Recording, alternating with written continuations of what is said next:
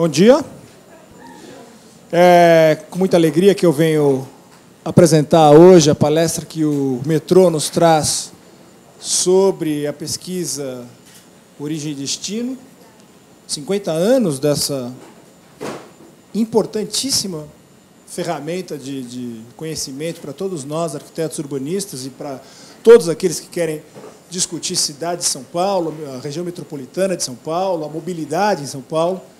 E é com enorme prazer que eu apresento o arquiteto urbanista Luiz Cortez, gerente de planejamento de transporte do metrô, que vai nos apresentar, então, o histórico desta pesquisa, a relevância dela e como que ela vai se organizar nesse ano. Obrigado ao Luiz, obrigado ao metrô, obrigado ao Ricardo por nos dar a oportunidade de podermos aprender com vocês e entendermos como podemos colaborar com essa importante pesquisa que tanto nos dá insumos para pensarmos nossa cidade e o futuro de São Paulo. Obrigado. Professor, muito obrigado. Bom dia, obrigado a vocês por estarem aqui. Como o professor já disse, Luiz Cortez, meu nome, sou arquiteto também. Professor, obrigado, levar aí os cumprimentos à casa. Faço questão de citar o pessoal que está comigo aqui, o professor Ricardo Figueiredo, que trabalha conosco lá no metrô, Graciele Bellini, também arquiteta, trabalha conosco aqui da casa, formada aqui na casa, e o André Mazzucato, também arquiteto urbanista. Todos nós aqui viemos de turma, tudo de turma. Parece coisa de mafioso, mas não é, não. Vamos lá, eu vou ficar em pé aqui, é mais fácil que falar sentado, só abaixar aqui para não atrapalhar vocês. Falar sobre a pesquisa Origem e Destino, que é uma pesquisa que o metrô vem realizando desde 1967, a cada 10 anos, para mapear os deslocamentos na região metropolitana de São Paulo. Ela é uma informação muito importante para o planejamento urbano e indispensável para o planejamento de transportes. Ao longo da apresentação, eu vou explicar um pouco melhor e vocês vão conseguir entender. Ela tem sido, ao longo desses 50 anos, uma fonte confiável e contínua de informação, fato que é raro aqui no Brasil, né? Você ter uma pesquisa que é aplicada sempre com regularidade, dentro dos mesmos critérios. E ela é, para nós, no metrô de São Paulo, para quem trabalha com planejamento de transportes, um insumo essencial para os estudos de demanda. Os estudos de demanda são aquelas simulações que a gente faz usando simuladores com modelo matemático que permitem antever a demanda futura tanto da rede quanto de uma linha, de uma estação. Então, isso é fundamental para que a gente consiga fazer adequadamente o planejamento e o projeto de novas linhas. E sem os dados que saem da pesquisa Origem e Destino, a gente não consegue atualizar os modelos de simulação. Então, a gente ficaria trabalhando com uma defasagem muito grande em relação à realidade. Por isso que a gente faz essa pesquisa periodicamente. Vamos ver, assim, em grandes linhas, para que ela serve? Ela serve para entender a mobilidade atual na região metropolitana de São Paulo. Ela quantifica e caracteriza o padrão das viagens, a gente chama, depois eu explico melhor o jargão viagens, mas são os deslocamentos no território. E, com isso, a gente consegue ter um diagnóstico das condições de mobilidade numa determinada região. Caso específico nosso, na região metropolitana de São Paulo, mas tem uma série de cidades pelo país inteiro que, hoje em dia, vem fazendo pesquisa Origem e Destino, até porque o próprio Estatuto da Mobilidade determinou isso como uma obrigação. Não fazer a pesquisa Origem e Destino, mas fazer o plano de transporte sustentável. Cada município acima de 20 mil habitantes está obrigado a fazer um plano de transporte sustentável. E ferramenta natural de quem vai fazer um plano de transportes é fazer uma série de pesquisas para entender, para ter um bom diagnóstico do local que está trabalhando. E muitas cidades têm optado, muitas regiões metropolitanas têm optado por fazer pesquisas Origem e Destino. Então, hoje a gente tem pesquisa em andamento em Curitiba, Belo Horizonte, que fez há pouco tempo, São Luís do Maranhão, Rio de Janeiro já tinha feito outras vezes, diversas cidades vêm fazendo.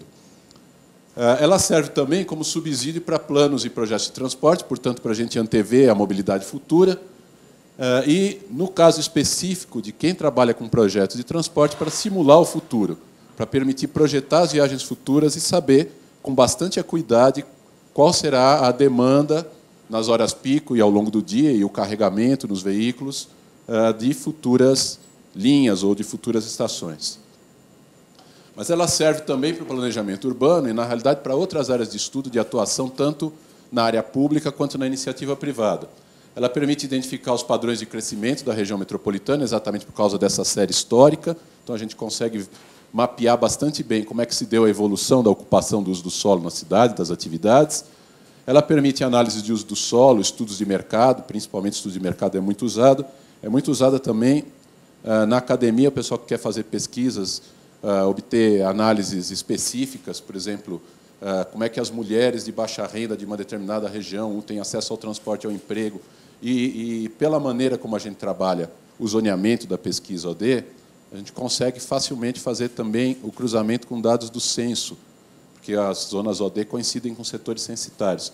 Então, além das informações que são muito ricas que tem na pesquisa, consegue complementar com as informações do IBGE.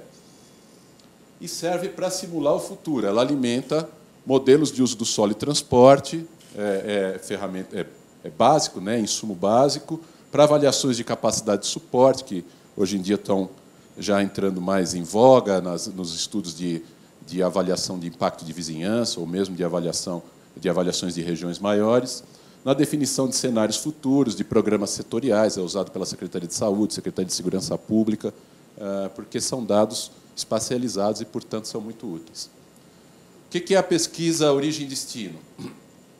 Ela é uma pesquisa domiciliar. Domiciliar significa que o pesquisador entrevista as pessoas no domicílio, vai à casa das pessoas e ali ele faz as entrevistas, não faz entrevista em endereços comerciais, não faz entrevista com transeuntes, com passantes na rua, a entrevista é domiciliar.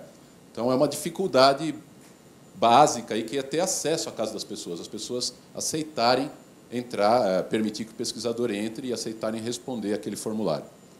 E ela pergunta 3 questões básicas.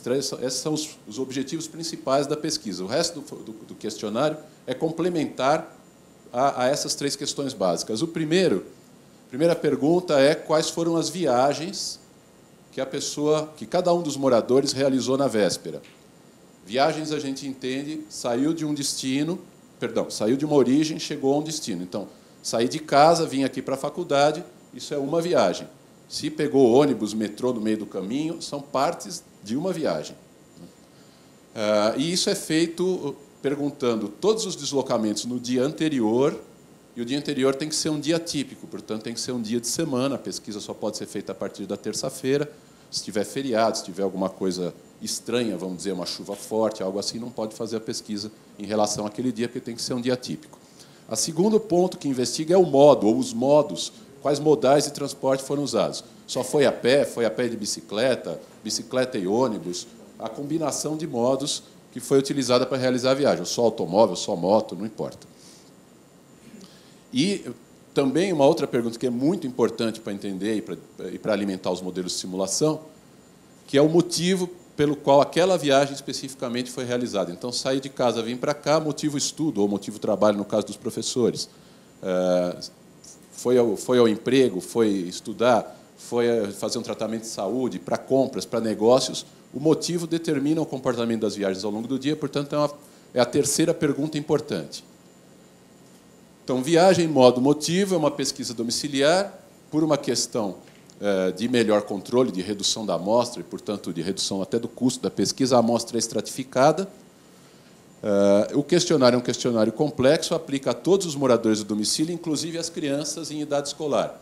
Quando a criança é muito pequena, não tem condição de responder, o pai, o responsável, os pais respondem. Se não, a própria criança, quer dizer, lá pela idade dos 10, 11 anos, já está em condição de responder diretamente ao pesquisador. E ela é complementada pela pesquisa na linha de contorno, que é uma pesquisa que é feita para pesquisar aquelas viagens que têm origem ou destino fora da região metropolitana. Então, você não vai pegar esse cara em casa porque ele mora fora. Então, você não consegue identificar essas viagens, faz a pesquisa na linha de contorno. E eu quero ressaltar aqui, a gente faz a pesquisa nos 39 municípios da região metropolitana, e com todas as faixas de renda, portanto, com todos os extremos e todas as dificuldades de lidar com isso. Então, como eu disse aqui, 2 pesquisas, domiciliar e linha de contorno. A pesquisa domiciliar investiga as viagens as viagens internas à região metropolitana, e a linha de contorno, as viagens externas e também aquelas de passagem. Porque aqui na região metropolitana de São Paulo tem essa característica dela ser passagem. O cara sai de Campinas, vai para Santos, cruza a região metropolitana, não tem nenhum interesse aqui, mas está onerando o sistema viário. E essas contagens são importantes, porque o primeiro passo que o simulador de transporte faz é simular o volume de veículos no sistema viário para poder simular a velocidade, seja dos automóveis ou dos ônibus. As fases de realização. Tem uma etapa longa de planejamento, depois vem a etapa de campo, quando os pesquisadores estão em campo. Nós estamos hoje nessa etapa aqui em São Paulo, pesquisadores em campo tanto nas rodovias quanto nas residências. Ao mesmo tempo, a gente faz o monitoramento da produção e da qualidade dos dados, especialmente da qualidade dos dados. É muito importante fazer esse monitoramento para que o pesquisador não fraude respostas, né, para que a gente tenha confiabilidade dos resultados. Isso depois forma um banco de dados, que é processado com todas as técnicas de banco de dados. E, por fim, a gente faz a aplicação dos fatores de expansão, ou seja, aquela amostra para cada zona é expandida para representar o total da população de cada uma das zonas. Então, o documento que é publicado, que é a matriz origem-destino, já é o resultado expandido e você não consegue identificar quem está ali dentro. E aí eu quero falar da garantia de confidencialidade, porque se acontecer de alguém de vocês ser sorteado, vocês vão perceber que o questionário é um questionário que entra muito na rotina da família, mapeia toda a rotina da família. E, portanto, dá realmente medo de receber um estranho e responder aquele questionário. E não é raro o caso da família que interrompe, começa a responder, quando vê o tamanho do que está fazendo, abandona a pesquisa e a gente não consegue fechar aquele domicílio, perde aquele domicílio. Então, eu quero dizer que é o seguinte, o metrô garante a confidencialidade dos dados que estão sendo coletados e tem duas medidas fundamentais. Primeiro, que todos os dados que são coletados por um sistema baseado em web, com tablets, e todas as informações ali são criptografadas. Então, o pesquisador encerra a pesquisa antes de sair da residência, dali para frente não tem mais como acessar aqueles dados, a não ser quem tem a chave de criptografia, que não vai ter um ladrão qualquer que roube, por exemplo, o tablet ou coisa assim. Quando a gente usava questionários em papel, ainda existia esse risco. Não sei para que poderia ter interesse, mas existia esse risco. Hoje em dia, esse risco inexiste. Depois disso, no momento em que a gente faz a expansão das amostras, desaparece qualquer informação individual. Não tem mais como saber quem respondeu aquilo. O outro cuidado de segurança é que a gente não mantém banco de dados dos nomes das pessoas pesquisadas. O pesquisador pergunta o primeiro nome na hora só para saber, quem mora aqui? Ciclano, fulano, Beltrano. Já entrevistei Ciclano, fulano, falta Beltrano. Só para esse controle. Isso aí não fica gravado no banco de dados, não é transmitido, é só ali na hora para ter controle de se já entrevistou todo mundo ou não. A partir daí, a gente não tem nenhuma informação a respeito de quem respondeu aquilo, a não ser o endereço, que já seria, né, informação suficiente para conseguir tirar a individualidade de alguém. Mas esse endereço desaparece no momento em que a gente faz a expansão dos dados e, portanto, não tem mais como identificar. A equipe que tem acesso a essa etapa intermediária entre receber os formulários preenchidos e chegar ao ponto da expansão, é uma equipe muito limitada, controlada, e, com isso, a gente consegue garantir a confidencialidade dos dados. É importante falar porque, na eventualidade de acontecer de alguém ser sorteado ou de alguém conhecido comentar a respeito, vocês precisam ter conhecimento disso. Agora, vamos para o jargão. Definição de viagem. Isso aqui é o jargão dos transporteiros, o pessoal que trabalha com planejamento de transportes. É o que a gente chama de viagem na pesquisa OD. É o deslocamento de uma pessoa entre dois pontos, ponto de origem e ponto de destino, por um motivo específico, utilizando um ou mais modos de transporte. Para não confundir com o pedaço, a perna que faz de ônibus numa viagem, né? Uma viagem pode ter diversas partes, diversas pernas, diversos modos envolvidos.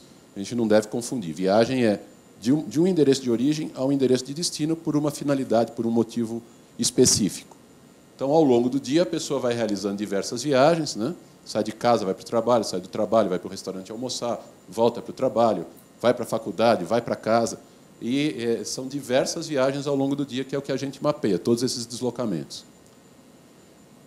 2017 vai ser a 6ª pesquisa OD realizada pelo metrô, desde 67, antes mesmo da fundação da Companhia do Metrô. Era o grupo de planejamento de transportes que levou, no ano seguinte, em 68, a fundação do metrô, que fez esse primeiro mapeamento da mobilidade em São Paulo, e depois a gente vem repetindo a cada 10 anos, sempre o metrô em nome da Secretaria dos Transportes Metropolitanos do Governo do Estado. E como o período de 10 anos é um período muito longo e tem uma série de mudanças ao longo do tempo que são importantes na definição das decisões de viagem, de mobilidade na cidade, desde 2002, nos 5 anos intermediários, a gente vem fazendo o que a gente chama de pesquisa de mobilidade, que é uma pesquisa de avaliação de tendências com uma amostra bem menor que a amostra da pesquisa OD normal, mas ela serve para ver se estamos indo no caminho certo, se os cenários, por exemplo, de projeção futura estão corretos, ela serve para avaliar isso. Vocês... Também domiciliar, com uma amostra menor. Por exemplo, na pesquisa, agora nós vamos ter 32 mil domicílios que têm que ser validados, a amostra de 32 mil domicílios válidos, e na pesquisa 2012, na pesquisa de mobilidade, foram 8 mil domicílios só. Então, tem uma agregação de zonas OD e uma menor amostra. Portanto, a confiabilidade dela cai bastante, naturalmente.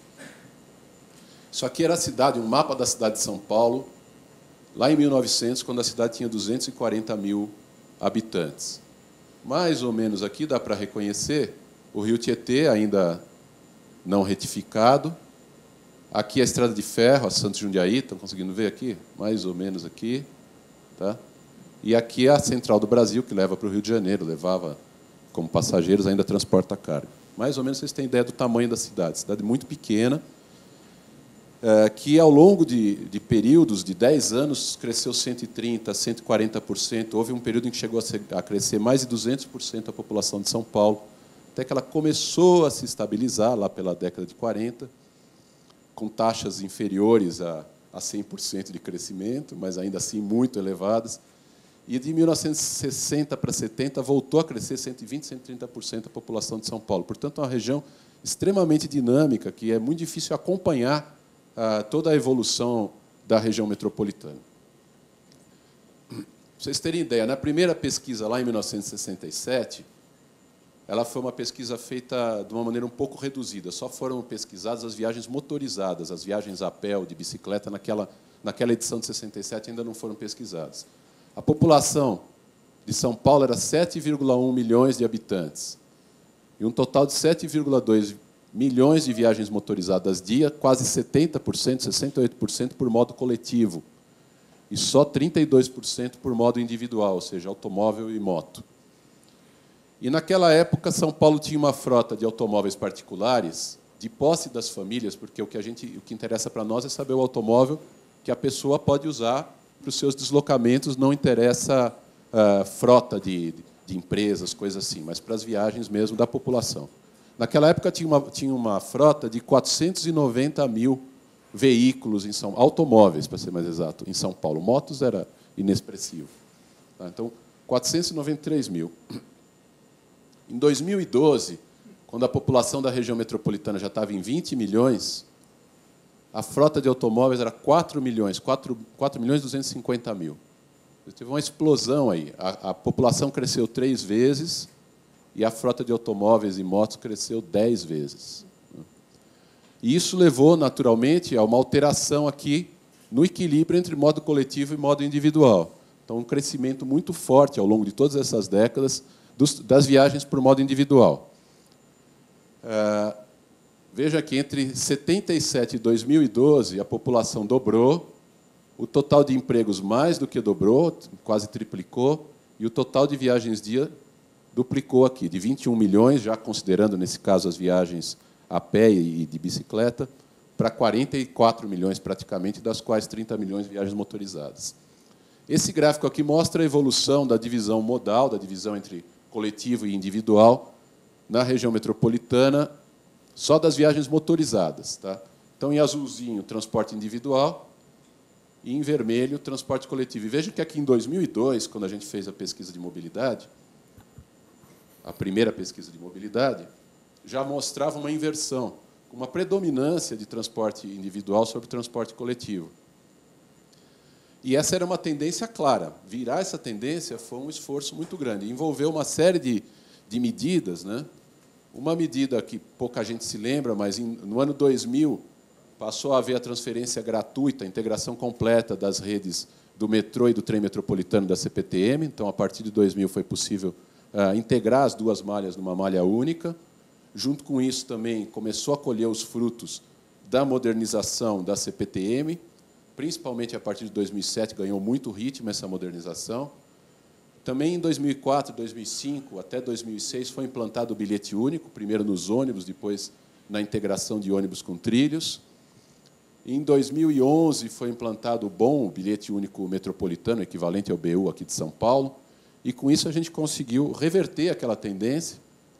E, em 2007, mostrou aqui uma retomada da predominância do transporte coletivo, mas querendo voltar para a inclinação anterior, né? Querendo voltar para a inversão. Então, teve um conjunto de medidas, a expansão da rede do metrô, a modernização da CPTM foram muito importantes, também da rede de ônibus, mas a gente está aguardando agora para ver o que vai acontecer em 2017, como é que está essa tendência de viagens motorizadas individuais e coletivas. Claro que 2012 foi o auge do período de boom econômico, né? Então, todo mundo comprando automóvel, principalmente famílias de baixa renda, pode ser que 2017 dê um número aí mais parecido com 2007. Mas estamos aguardando a conclusão da pesquisa para saber. Esse quadro aqui é o quadro resumo da pesquisa de 2012. Então, a gente sintetiza os resultados da pesquisa aqui, o total de viagens por dia, dividido em viagens motorizadas e não motorizadas, e depois aqui tabulado por modo principal. Então, nas não motorizadas, modo principal, viagens a pé e viagens de bicicleta. Significa o quê? Que se a pessoa caminhou e pegou ônibus, não está contando aqui como viagem a pé, está contando como viagem por ônibus. Se ela pegou ônibus e depois metrô, está contando como viagem por metrô. Neste quadro resumo aqui. E mais resumido ainda, né? Aqui está contando transporte coletivo e transporte individual, não importa se é moto ou se é automóvel. Então, a gente faz sínteses e depois tem toda a informação detalhada conforme a necessidade, vai tabulando, vai trabalhando os dados. Mas vejam aqui que interessante.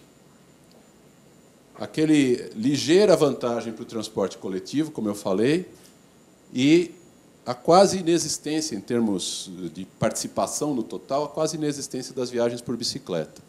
E o que a gente está esperando agora é um crescimento muito grande no número absoluto de viagens por bicicleta, mas ainda inexpressivo em relação ao total de 45, 40 e tantos milhões de viagens que a gente espera encontrar. Então, aqui, esse conceito é um outro jargão, que é o jargão de modo principal. Então, a gente divide os modos em motorizado e não motorizado, em coletivo e individual, no caso do motorizado, e, nesta sequência aqui, a gente tabula o modo principal.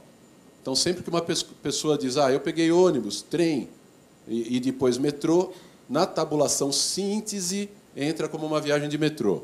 Mas pode fazer um cruzamento qualquer para ver quantas pessoas usaram o trem, ou o metrô, ou o ônibus, por exemplo, independente de ser o modo principal. E a mesma coisa nessa sequência aqui, para os modos individuais, automóvel, moto, táxi entra como automóvel. E esse ano nós temos uma novidade aqui, que eu não vou falar o nome, mas vocês podem imaginar, que entrega com um aplicativo, que é o táxi não convencional, aqueles que não são regulamentados. Não vou fazer propaganda do Uber, mas... Cabify, tanto faz, né? 99. Mas a gente, pela primeira vez, colocou essa pergunta no questionário, porque é uma novidade, né, dos últimos 5 anos, não é nem dos últimos 10 anos. Né? E a gente precisa ver o que está acontecendo com isso. Também estamos achando que vai ser tipo bicicleta, não deve ser nada tão importante, porque o total de viagens de táxi era muito baixo, sempre historicamente muito baixo, um número em torno de 35 mil, 40 mil viagens exclusivas de táxi por dia, mesmo usando combinado com o metrô, não dá um número muito grande. Então, provavelmente, essas viagens são importantes, são um número elevado, mas nada assim muito... Ainda há pouco tempo, o presidente do Uber deu uma declaração no jornal que eles têm 15 milhões de usuários que fazem assim, uma média de 15 milhões de viagens por ano no Brasil. Se a gente chutar metade disso aqui em São Paulo, 7 milhões de viagens por ano aqui em São Paulo, a hora que você divide por 350 dias, dá um número baixíssimo de viagens por dia, né? Não é expressivo para os nossos 40 e tantos milhões. Mas a gente tem que acompanhar, porque o que vai ser daqui 5 anos, o que vai ser daqui 10 anos? Né? É importante começar a acompanhar. Isso aqui é a evolução da área de pesquisa. Em 67, só essa manchinha amarela, mais ou menos correspondia à mancha urbanizada de São Paulo. Depois, o laranjinha aqui em 77, e a partir de 87, sempre os 39 municípios da região metropolitana. Está gelado, né? Está gelado aqui dentro. Está meio frio mesmo. Eu que estou falando, estou sentindo.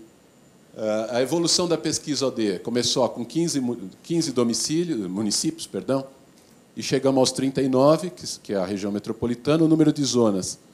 Este ano vamos fazer com 517 zonas origem e destino, e uma amostra de 32 mil domicílios válidos divididos entre essas 517 zonas. Então, o número de domicílios é uma relação, por critérios estatísticos, com o total do número de zonas. Claro que seria ótimo se a gente tivesse o dobro, o triplo do número de zonas, mas isso significa aumentar muito a amostra e, portanto, o custo da pesquisa. Então, a gente procura equilibrar a viabilidade da pesquisa com a necessidade dos dados. E, para vocês terem uma ideia, na pesquisa de mobilidade, a primeira foi com 6 mil domicílios e a segunda com 8 mil, num total só de 31 zonas, ou agregação das 517. Falar um pouquinho melhor sobre a pesquisa na linha de contorno. Ela tem duas etapas. Uma etapa de contagens classificadas, em que os pesquisadores ficam na beira das rodovias, contando todos os veículos que passam por 48 ou 72 horas consecutivas, dependendo da classe da rodovia, do tamanho da rodovia. E contagem classificada significa que conta quantos automóveis, quantas vans, quantas picapes, quantos caminhões, quantos ônibus, caminhões, inclusive, classificados por número de eixos. Depois, com o auxílio da polícia rodoviária, a gente faz entrevistas parando os veículos na beira da rodovia, aplicando os questionários da pesquisa, que é um questionário específico da linha de contorno. Este ano nós vamos ter 21 postos rodoviários de pesquisa e também já realizamos, inclusive, pesquisas no aeroporto de Congonhas, aeroporto de Guarulhos, e nos terminais rodoviários de do Tietê, Barra Funda e Jabaquara, e também junto às estações de metrô, que tem um fluxo muito grande de fretados que vêm de fora da região metropolitana. Também usando tablets no sistema web, só que é um sistema específico da pesquisa OD. Aqui, para vocês terem uma ideia da localização desses postos de pesquisa, no limite, mais ou menos, da região metropolitana, onde não tem espaço para fuga, rotas de fuga e tal, e, ao mesmo tempo, num local que tem que ser seguro para poder estacionar os veículos à beira da rodovia e tal. Aqui, ó, esse aqui, por exemplo, está legal lá em Bertioga, né? Já está no jeito. Eu queria trabalhar nesse posto aí. E aí, só para vocês terem uma ideia, quer dizer, precisa da polícia rodoviária, seja a polícia rodoviária militar, estadual, ou a polícia rodoviária federal, nas 3 rodovias federais que a gente tem, para poder parar os veículos. A domiciliar, que também nós estamos em campo agora, nós vamos, esse ano, ter que atingir 32 mil domicílios válidos. Para atingir isso, normalmente, a gente precisa o dobro de visitas. Nós vamos visitar aí entre 60 e 70 mil domicílios para conseguir tirar 32 mil válidos, que significa que todas as entrevistas daquele domicílio têm que ter sido validadas. Dividimos o território em 517 zonas OD, são espécies de zonas de tráfego, com homogeneamente, com assim, características urbanas homogêneas, socioeconomia também homogênea, né? E que não tenha barreiras cruzando, que impeçam a circulação. Por exemplo, não pode ter um rio cruzando uma zona OD, porque a transposição faz com que cada lado se comporte de maneira diferente do ponto de vista de transporte. Então, a zona OD, que é um trabalho que começou já há bastante tempo, a divisão das zonas OD, depois a Implaza nos ajudou muito, e agora o que a gente vem fazendo é subdividir à medida que é necessário. E também com esse sistema aqui, que eu não vou entrar em detalhes, mas isso aqui é a arquitetura do sistema web. Todo mundo que está envolvido com a pesquisa tem acesso online ao sistema, ao servidor central, e esse servidor, por sua vez, vai alimentando o banco de dados com aqueles resultados que já foram validados. E tem toda uma sequência aí do questionário, desde o momento em que ele é programado e é transmitido e vai para o início da entrevista, até chegar no finalzinho aqui, que é a aceitação. É o questionário que pode ser pago para a empresa de pesquisa, porque ele já foi validado e aceito, com todas as etapas, inclusive, de verificação. Isso aqui é o mapa do zoneamento da OD.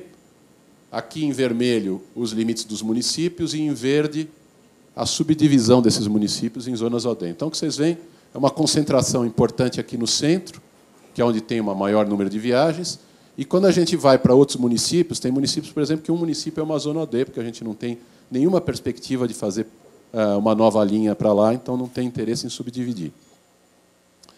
E outros, por exemplo, como é o caso aqui de Guarulhos, ou de Cotia, Taboão, que a gente subdividiu nessa edição, porque agora nós estamos fazendo projetos de novas linhas em direção a esses municípios, cruzando a fronteira do município de São Paulo e entrando nesses municípios.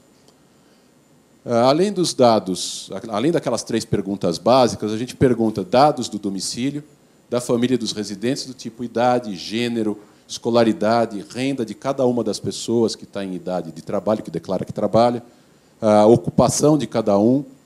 Muito importante, os endereços de trabalho, formal ou informal, tanto faz, não importa se é um emprego registrado ou não.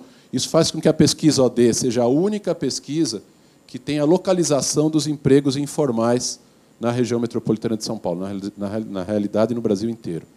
Todas as pesquisas de emprego e desemprego e tal, elas têm a localização do emprego formal, e às vezes, inclusive, com erro, porque muitas vezes o emprego que consta é o da sede do CNPJ da empresa, não é onde a pessoa realmente está trabalhando.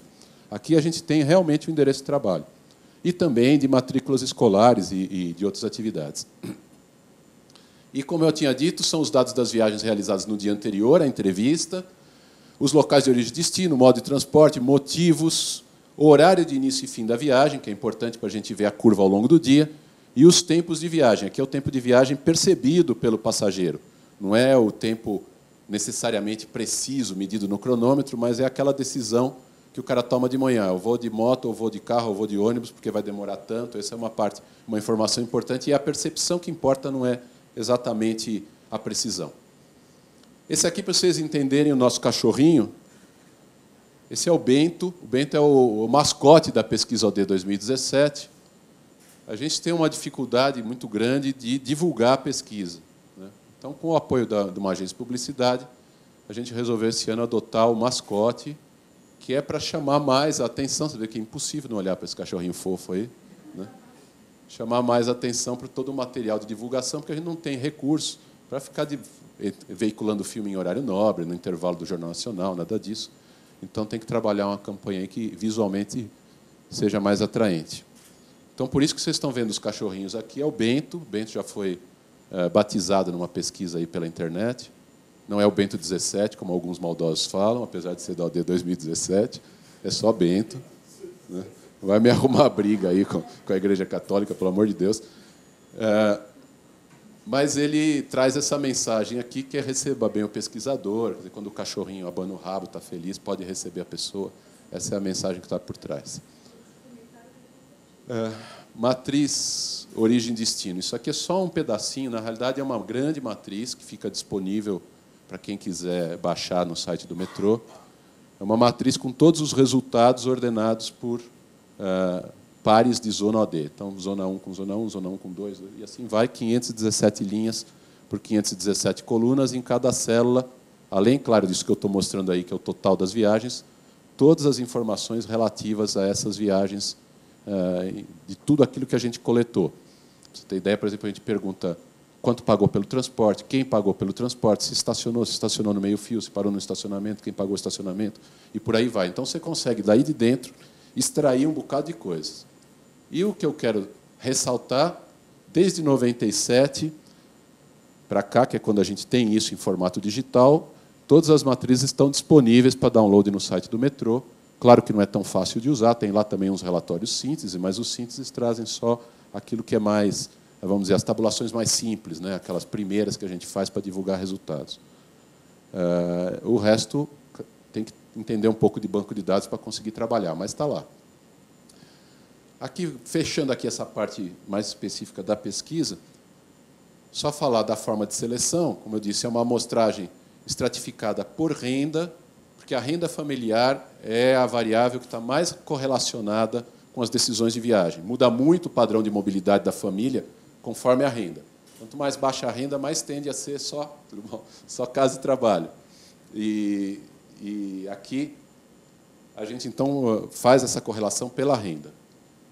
E é estratificada para reduzir o tamanho da amostra. Quer dizer, se eu não tivesse estratificação, eu teria que ter uma amostra por sorteio, né, simples, né, uma amostra aleatória muito maior e aumentaria muito o custo da pesquisa. Esse ano nós estamos usando o cadastro do IBGE para fazer o sorteio dos domicílios, né. Tem alguma dificuldade, que o cadastro é um pouco desatualizado, então, quando chega no local, já virou comércio, está abandonado, virou conjunto de prédios. Mas tem funcionado bastante bem, porque antes a gente tinha que usar uns proxies por consumo de energia, ou consumo de água, coisa assim, e não era tão bom. E o principal, toda a pesquisa é dimensionada para garantir a margem de erro do modelo de simulação de demanda. É fundamental isso. Tá? A gente faz todo o dimensionamento para garantir a margem de erro do modelo de simulação. Talvez para outros usos pudesse ter um dimensionamento diferente. Para o nosso uso, a gente precisa desse dimensionamento. O modelo de simulação, eu não vou entrar aqui na matemática, mas ele é um modelo clássico de 4 etapas, já vem sendo utilizado há muitas décadas aí por quem trabalha com planejamento de transportes. E o software que a gente usa para isso chama-se M, que é um software desenvolvido no Canadá. E ali ele representa toda a rede de transportes, tanto o sistema viário quanto todas as linhas de ônibus, as linhas de trem, de metrô, seja lá que modo de transporte exista. E a gente consegue, então, colocar ou retirar links, colocar ou retirar linhas nesse modelo de simulação e testar o que acontece. Para alimentar isso tudo, você precisa ter os dados de um dia que você possa comparar com a realidade, né, com os números que realmente ocorreram nas catracas, nos bloqueios, ou pelo movimento no sistema viário com os dados do CET. E aí a gente faz uma calibração desse modelo de transporte, modelo de simulação, e depois adiciona ou retira o que quiser e trabalha com cenários, com projeções socioeconômicas futuras, que é a distribuição dos empregos, das moradias no território. Não é uniforme, não é vai crescer 3% ao ano, mas como é que isso se distribui no território. Faz essas projeções e a gente trabalha com cenários até 20 anos. Então, a cada 5 anos tem uma nova socioeconomia, como a gente fala, e consegue trabalhar com bastante precisão, com uma margem de erro de mais ou menos 10% só, as demandas futuras de qualquer rede que a gente queira desenhar e testar o desempenho dela. E é muito importante, inclusive, para definir quais são os trechos prioritários de linhas, coisas assim, porque, à medida que você vai crescendo a rede, pode provocar um desequilíbrio se não fizer a priorização correta. Agora vamos para uma parte aqui interessante, que é exemplos de resultados. Essa tabela é a primeira tabela do relatório síntese, onde ela classifica o total de viagens por modo emotivo por modo principal. Como eu falei, se está aqui como modo principal o metrô, não quer dizer que não tenha usado o ônibus nessa viagem. É só uma tabela sintética mesmo. E aí vem dando aqui para trabalho, educação, compra, saúde e lazer e o total de viagens, e chega aqui nos 43, quase 44 milhões de viagens. E aí dá para ir fazendo uma série de gráficos, uma série de tabulações. Então, veja aqui, por exemplo, a evolução de 2007 para 2012, enquanto a população cresceu 2%, o total de empregos cresceu 8%, as matrículas escolares 2%, nesse período de 5 anos. E o total de viagens cresceu 15%, praticamente o dobro do crescimento de empregos. Indicativo do quê? De um pequeno aumento de renda média que leva o pessoal a ter mais mobilidade. Quer dizer, pode fazer mais coisas do que simplesmente ir para trabalhar e voltar para casa e ficar quietinho lá para não gastar dinheiro. Então, já dá para ir ao cinema, já dá para ir fazer qualquer outra atividade, que significa um índice de mobilidade, um número de viagens por pessoa maior. Para vocês terem ideia, assim, em cidades como Paris, Londres, o índice de mobilidade é 4,4 viagens por dia por habitante. O nosso aqui, mal e mal, chega a 2 viagens por dia por habitante. Né? E já vem crescendo ao longo do tempo, mas está muito correlacionado com a renda das famílias. E a hora que você analisa a renda baixa e a renda alta, a gente tem famílias que chegam a 4,5, 5 viagens na média, né, por pessoa por dia. Então, aqui, enquanto a população aumentou só 2%, o total de viagens cresceu 15%. Isso é uma análise possível. Aqui, comparação de viagens motorizadas e não motorizadas. Então, as viagens motorizadas cresceram 18%, as não motorizadas só 8% nesse período. E isso vai permitindo ir fazendo o diagnóstico, né? Por modo motorizado, modo coletivo e modo individual. Aqui, olha, em 5 anos cresceu muito mais o modo individual, até aparece no gráfico, a hora que volta a dar aquela fechadinha, né? Nas 2 linhas do gráfico. Aqui, já por modo separado, então, veja, um crescimento muito importante aqui do transporte escolar, 51% de crescimento de transporte escolar. Isso tudo, trabalhado junto com as análises do território, permite ter um diagnóstico muito interessante, assim, muito importante para fazer o planejamento de transporte. Vejam aqui, 2012, uma queda do total de viagens por fretados.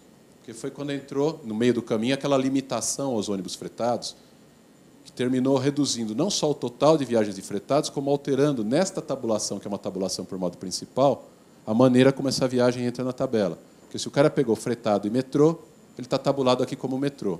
Então, essa queda não é que houve 22% no total de viagens por fretado, mas na tabulação simplificada aparece assim.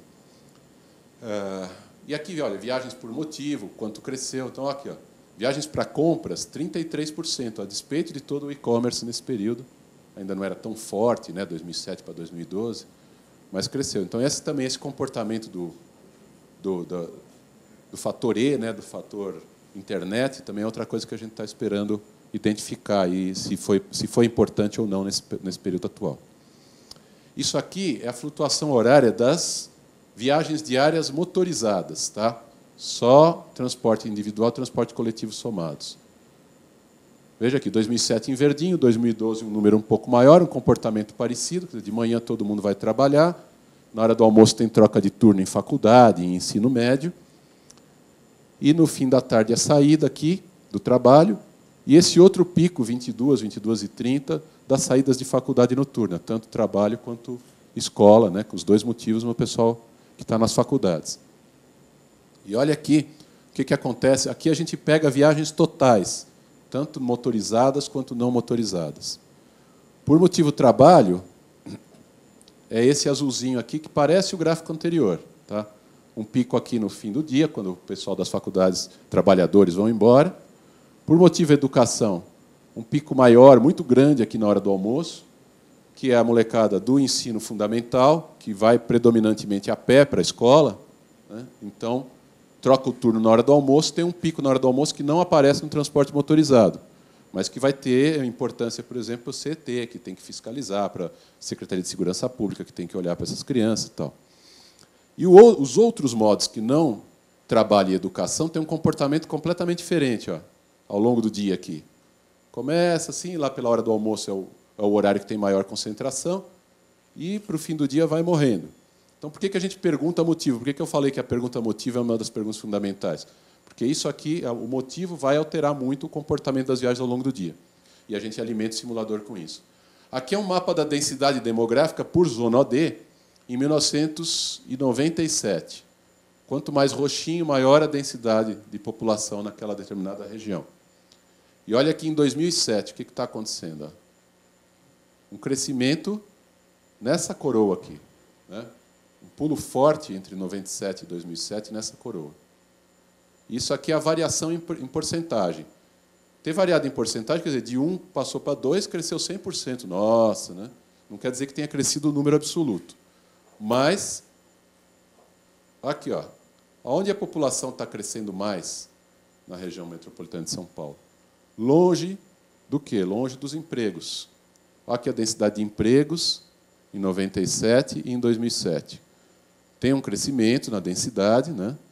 Aqui ao longo da Marginal Tietê, indo lá para Barueri, Osasco, Tamboré, Alphaville, e aqui em direção a Santo Amaro, a Berrini, na beira da Marginal Pinheiros. Então, continua se expandindo nesses dois vetores, mas ainda assim muito concentrado. Tem aqui uma variação importante da densidade de empregos na coroa periférica, porque, à medida que a população vai crescendo, crescem alguns empregos também. Tem o padeiro, tem o cara da farmácia, tem o entregador de gás, quer dizer, tem emprego em volta, mas não é o grosso dos empregos. O grosso dos empregos continua concentrado no centro, e toda essa população tem que sair dessa periferia e chegar aqui para trabalhar, majoritariamente ao longo do dia. Um movimento pendular, muito oneroso para o sistema de transporte. Aqui a densidade de viagens motorizadas, em 97 e em 2007. Esse aumento da mancha aí significa aumento daquela área de congestionamento insuportável. Pode traduzir dessa maneira, porque é bem isso. É quando o sistema viário já não está mais suportando o total de viagens. Aqui os tempos médios por modo coletivo, em 97 e em 2007. Então, vocês veem algumas regiões piorando muito. A região aqui entre Lagos, né, que é onde teve a maior ocupação nesse período, maior expansão populacional, e nenhum grande obra viária ou algo assim que ajudasse a melhorar essa condição. Então, vai aumentando a população, vai aumentando a distância, e o sistema viário continua congestionado. E aqui a variação do tempo médio de modo coletivo. Você vê que quando é azul é porque diminuiu o tempo de viagem coletivo. Isso aqui, por exemplo, certamente está relacionado às melhorias na CPTM, né? Em outras regiões, aqui no centro, seria de se esperar, aqui, como eu falei, no extremo sul, bem pior, né? Mas é assim, eu poderia ficar um tempão aqui falando de exemplos, dando amostras, vamos dizer, do tipo de análise que a gente consegue fazer, mas pode ser muito mais ricas do que isso. Aqui é só a síntese dos resultados que a gente publica quando conclui a pesquisa. O último ponto que eu quero falar é da inovação. Isso aqui, vou explicar essa foto para vocês. É uma foto do rompimento da parede da estação Santa Cruz, com a tuneladora vindo lá da região de Santo Amaro. Tá? Embaixo da Rua Pedro de Toledo, ali ao lado da estação Santa Cruz, do Shopping Santa Cruz. Isso aqui é a cabeça de corte da tuneladora, do que o pessoal chama de tatuzão. E ela vem cavando o túnel, e quando tem o rompimento da parede da estação, a estação está pronta antes, o corpo da estação, né, a obra bruta, vamos dizer, aqui do saguão da estação, tem essa festa do rompimento, porque é uma data marco importante, quando cumpriu um trecho inteiro. Antigamente, nessas fotos, estava o pessoal todo que trabalha aí, os operários todos olhando para a foto, posando para a foto, né? E olha o que acontece agora. Opa! Olha o que acontece. Todo mundo de celular na mão, de smartphone. Ninguém está mais preocupado com o fotógrafo. O cara quer filmar e, na hora que ele sair do buraco e tiver sinal no 3G, ele vai mandar isso aí para todo mundo. Olha aqui o que eu participei e tal e qual. Olha, esse tipo de coisa, esse tipo de imagem, né, que eu estou usando de brincadeira aqui, mas eu acho que ele é muito significativo, porque alguma coisa está mudando muito. Será possível que a gente precisa continuar fazendo a pesquisa OD, visitando a casa das pessoas, com toda a dificuldade, ou daria para usar esse tipo de tecnologia?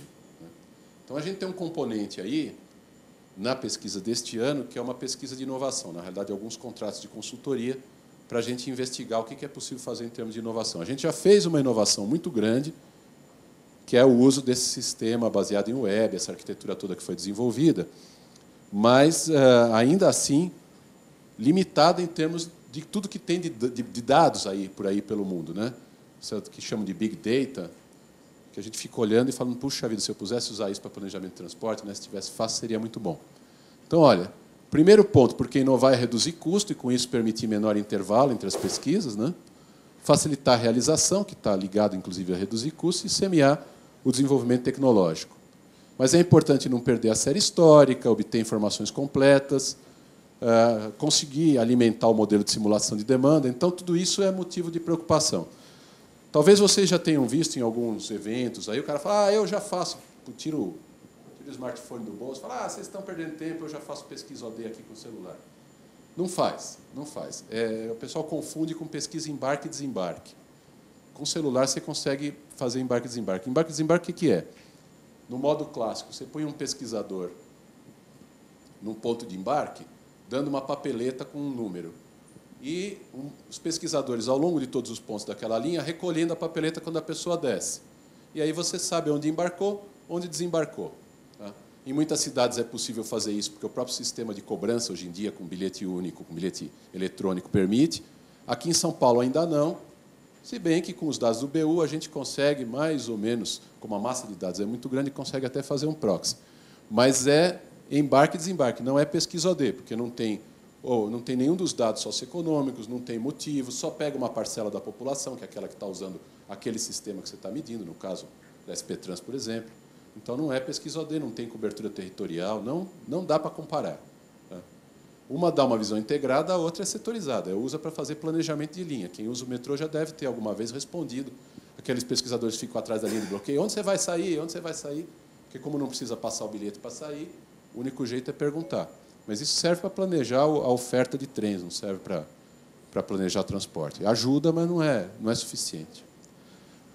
Bom, a busca das novas tecnologias para nós, no fundo, será que dá para usar dado de Google, Waze, tudo quanto é dado que tem por aí, para substituir a pesquisa OD, ou pelo menos para complementar? É nessa linha que a gente está trabalhando. Investigando possibilidades tanto na linha de contorno, principalmente automatizar a contagem classificada de veículos, usando imagem computacional, porque ficar lá as equipes se revezando de manhã, de tarde, à noite e de madrugada, contando veículo em beira de rodovia, é cruel e custa caro.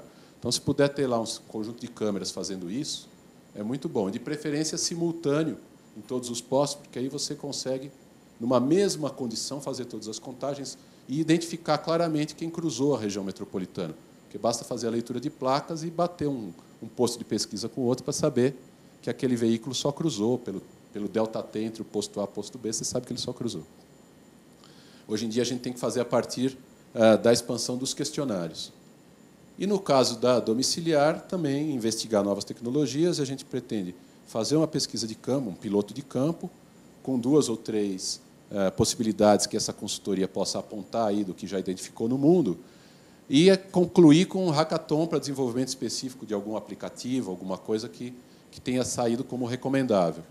A gente já sabe de antemão que não vai ser possível substituir a pesquisa OD, mas, quem sabe, para algum grupo de pessoas, para uma certa faixa etária, para uma certa faixa de renda, a gente consiga. Algumas cidades já fizeram isso praticamente só com GPS, só com questionários complementares. Em Cincinnati, nos Estados Unidos, foi a maior delas, com 4.000 domicílios válidos. E em Sydney, na Austrália, com a mesma metodologia, 3.000 domicílios ao longo de 12 meses a pesquisa durou. Londres vem fazendo já há algum tempo uns pilotos, 902 indivíduos, ainda eles podem lá pagar, dar uma recompensa em dinheiro. Então, toda vez que alguém responde uma pesquisa no Reino Unido, pode receber alguma recompensinha. Muitas vezes na forma de fazer uma doação de 2, 3 pounds para uma entidade, coisa assim. Mas a Transport for London continua fazendo a pesquisa OD clássica todos os anos. No caso, lá eles fazem um desenho um pouco engraçado, que eles vão rodando como se fosse uma fatia de pizza por ano, com 8.000 domicílios em cada fatia por ano. Então, todo ano tem pesquisa em alguma região da cidade, né, da região metropolitana. É possível fazer isso lá porque a diferença temporal não é muito importante numa cidade que é estável. Aqui em São Paulo, se você perguntar de um lado da cidade um ano e do outro no ano seguinte, ou dali 2, 3 anos, não serve para mais nada esse dado, porque já mudou tanto, a dinâmica é tão grande que não serve para mais nada. Paris fez um trabalho também já em 2 fases, primeiro com 23 indivíduos, depois com 450. Vejam que, quando eu falo de 32.000 domicílios, mais as entrevistas na linha de contorno, eu estou falando de mais ou menos 150.000 entrevistas, 150.000 indivíduos. Portanto, 450 é uma amostra, né, um piloto pequenininho mesmo, é só para ver o que acontece. Mas o interessante, para quem se interessar, para quem tiver curiosidade ou estiver trabalhando com pesquisa OD, é esse relatório final, onde eles esmiuçam muito o resultado desses 2 pilotos. Por isso que eu citei aqui. E eles mostram ganhos, né, detecção de algumas viagens que não eram declaradas, um pouco mais de precisão em duração e distância e tal, mas perdas muito importantes. Tá? Especialmente um monte de deslocamentos curtos que eles não sabem dizer se é falha do GPS, se o cara saiu para fumar, o que aconteceu ali, que começa a aparecer como viagem. Nós fizemos testes aqui com GPS e aconteceu, por exemplo, de, no meio da madrugada, indicar um ponto 2 quadras de distância e voltar quando a pessoa estava dormindo. Com a nossa equipe mesmo a gente fez isso. Porque o GPS dá umas piradas de vez em quando. Porque ele usa também as informações de antena de celular, e às vezes uma antena cai e entra para outra, isso tudo dá uma atrapalhada. Então, ainda tem um limite também de tecnologia nisso. E aí o problema maior, que eles identificaram problemas novos, a logística de distribuição e acompanhamento dos aparelhos. Você imagina distribuir 100.000, 150.000 aparelhos aí, sair correndo atrás deles, né? Portanto, a grande dificuldade nossa para aplicar é isso, é o tamanho da região metropolitana, 32.000 domicílios. Teria que, só para domiciliar, correr atrás aí de mais de 100.000 smartphones, se essa fosse uma solução universal. Certamente não vai ser. Então, nós vamos fazer testes, vamos tentar identificar o que daqui a 10 anos talvez possa ser viável, até menos, espero. Certamente, a próxima pesquisa de mobilidade nós vamos usar alguma metodologia diferente, porque ela não está tão amarrada em termos de qualidade dos resultados. Mas a gente não pode perder de vista que eu preciso dos dados para alimentar um modelo de simulação. Então, enquanto não tiver um modelo de simulação capaz de usar Big Data, eu tenho que colher os dados no padrão anterior. As etapas, a gente vai ter primeiro, com o apoio do Banco Mundial, um workshop de apresentação das empresas de consultoria. Cada um que já fez alguma coisa vai ter seus 15 minutos lá para se apresentar. Depois, vamos ter contratação de 2 consultoras para investigação de tecnologias, propor caminhos, fazer testes piloto. E, por fim, um hackathon para desenvolver alternativas de coleta de dados, nem que seja para segmentos específicos. A gente já sabe de antemão que será, em substituição à domiciliar. E essa ideia do hackathon está dentro também de um conceito que a gente está vislumbrando como um avanço, né, como um próximo passo para o planejamento em geral e planejamento de transportes. A gente vem de um modelo clássico aqui no Brasil, um modelo tecnocrata, né? Todas as grandes empresas de planejamento, órgãos de planejamento, a própria companhia do metrô, foram fundados no período da ditadura militar.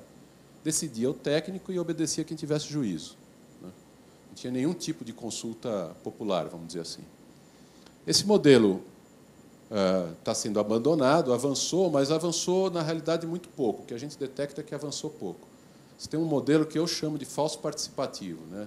Os mecanismos de participação popular são fracos, o volume de informações que você tem que fornecer para obter um retorno assim, razoável, né? Um retorno de bom senso, é muito grande, as pessoas não têm nem tempo e nem condição de analisar, e nós mesmos também não sabemos produzir adequadamente material que seja palatável, né? A ideia do EIA e do RIMA.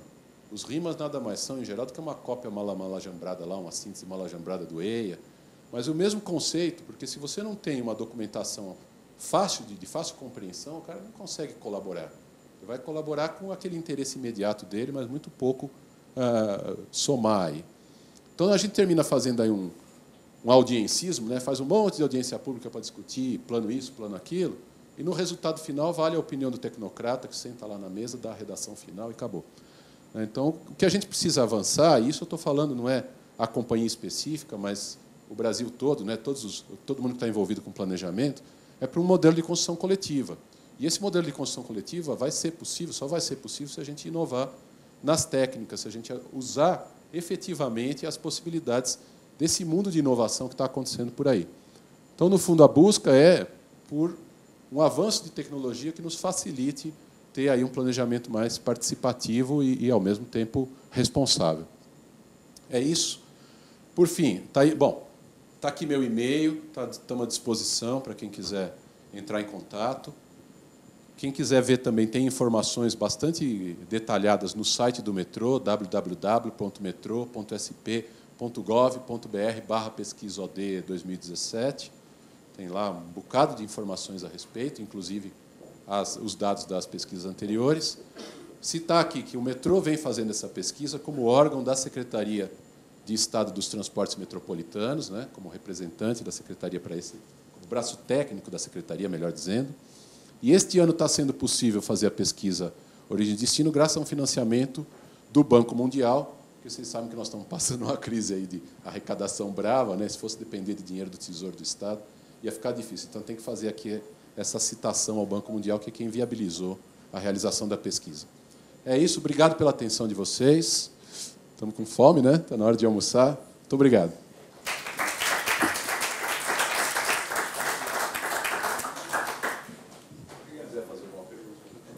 Não, eu queria agradecer ao Luiz, primeiramente, e foi citado Londres aqui.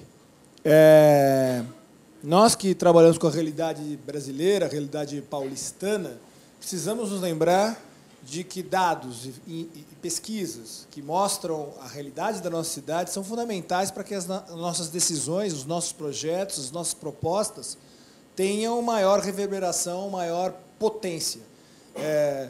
Londres, faço convite a quem quiser entrar no site do GLA, né, da Great London Authority, e dar uma olhada nas estatísticas que eles têm.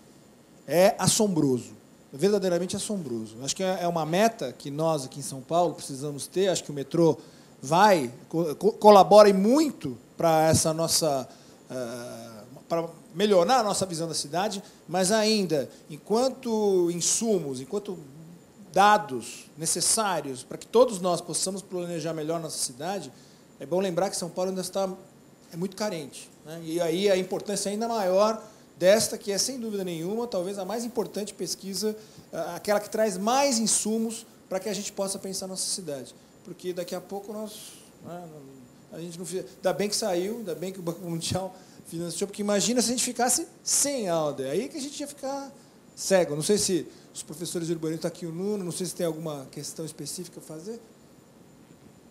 Eu O Nuno, eu sei, é um dos que mais utiliza os dados de vocês é por isso, né? Tudo tem CM, né? Como eu estava falando, tudo...